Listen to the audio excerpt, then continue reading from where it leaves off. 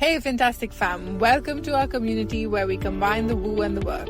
We are two professional women who believe we can have it all and constantly upgrade ourselves to meet our visions. I'm Kalyani and I've chosen the off-roading path to personal development, being an entrepreneur with the journey of motherhood. I'm an economics postgraduate and I love working with all things mind and money. I've founded and sold one business and I'm now building this business that feels like fun and freedom for life. Hi, I'm Rupali.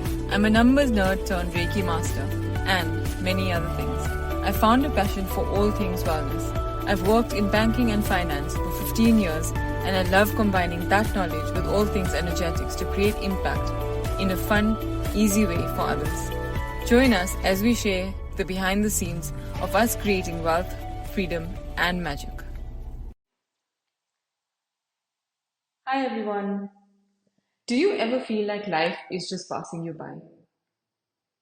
Do you feel like other people are driving your agenda? Do you feel like you're not the most important person in your life? If so, that's totally normal. I think we all go through elements of this over our lifetimes. And so we do you know, these situations do warrant some kind of reflection. Now, if you feel like you're comfortable with that because it's easier, or whatever reason you have, then that's okay, I suppose. No judgment against you. But if you feel like you're frustrated with such a situation, you want to kind of take charge of your own life, you want to do things that fuel you, you want to make life fun again, you feel like life is short and you want to be spending time doing things that you do enjoy, then I've had some thoughts on how you could align your life with your purpose and bring out some fun energy, meaning through that. The first step what I do at times, and if I find myself going in a circle, my routine has become so mundane, I feel like a bit stuck, then I try and reconnect with my passions. And in those moments, I ask myself certain questions. So questions you could ask yourself are, what lights you up? What hobbies have you lost touch with that you thoroughly enjoy? So, a couple of things that I can kind of connect with as I reflect on this question is I used to paint a lot on canvases. I don't consider myself a pro by any means, but I like the outcome of my work. I like the process of it all, and that's something I love.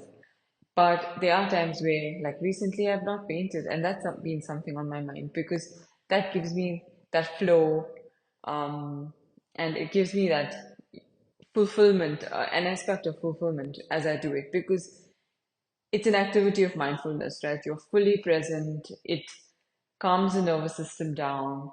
It releases feel good hormones and your body regulates. So I feel really, really good when I do that. A second thing that I love doing is getting my nails done. Whether it's me doing it myself or getting someone else to do it for me, that's something I absolutely love. I enjoy it. And some people may think, what, 2 hours on nails? And I think for me, it just brings me back to the present. Not on my phone as much. It helps me disconnect. I like pretty nails. So all in all, that's a big one for me also. And so those are a couple of things that I can think of. Um, if I really dig deep, then something that comes up is, we used to play in the garden a lot as kids. We used to do picnics a lot as kids. Now in Dubai, South Africa, the weather was conducive to that.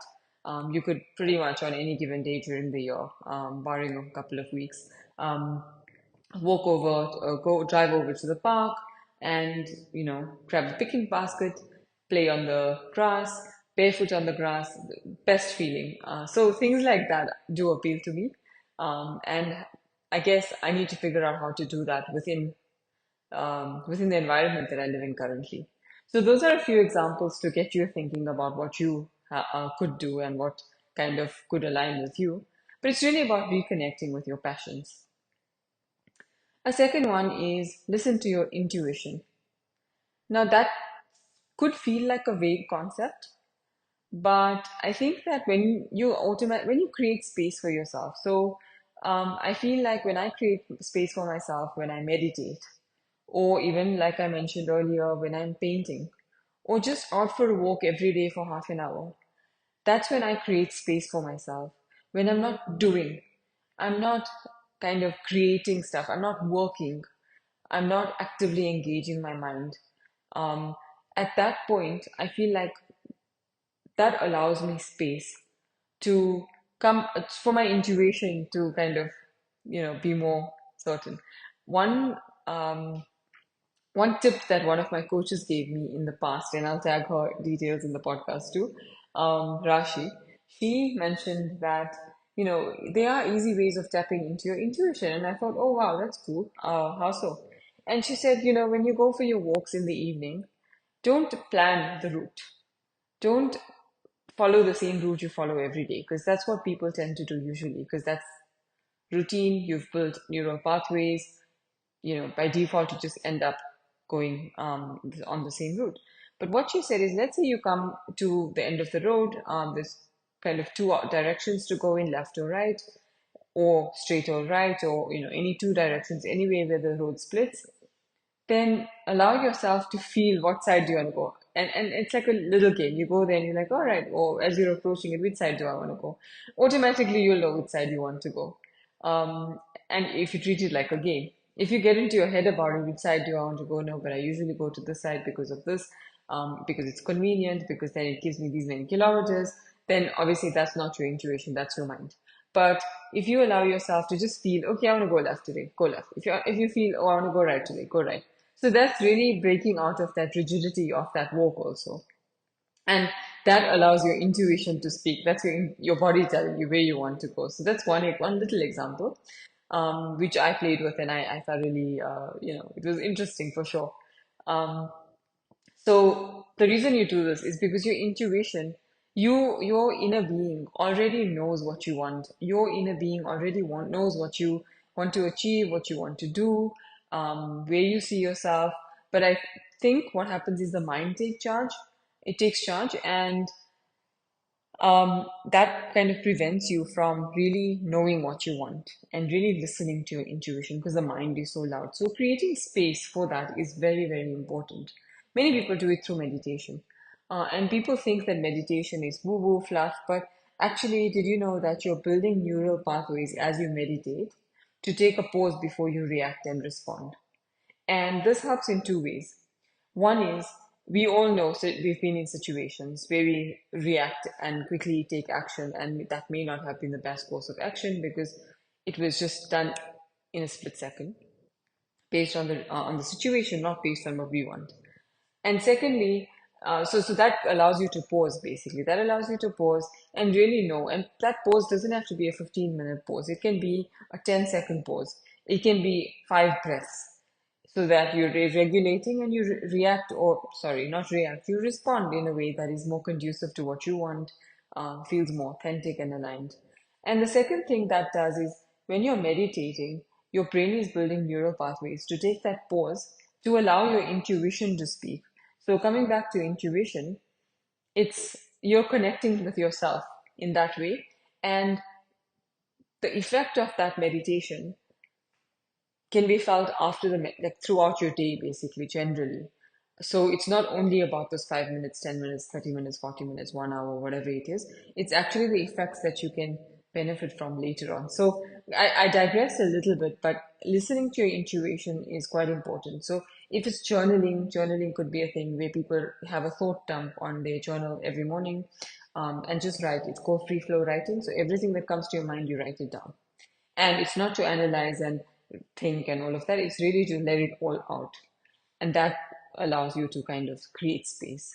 And space naturally means some kind of ease. It means it allows the opportunity to connect with your intuition. So that's one way to do it. Then the last thing is, I think a big one is actually taking inspired action. So meditating is great, understanding and listening in and really zooming into your intuition is great. But if you're not taking inspired action, sometimes you may not see the results of that playing out in life. So take inspired action. Don't wait for the perfect moment.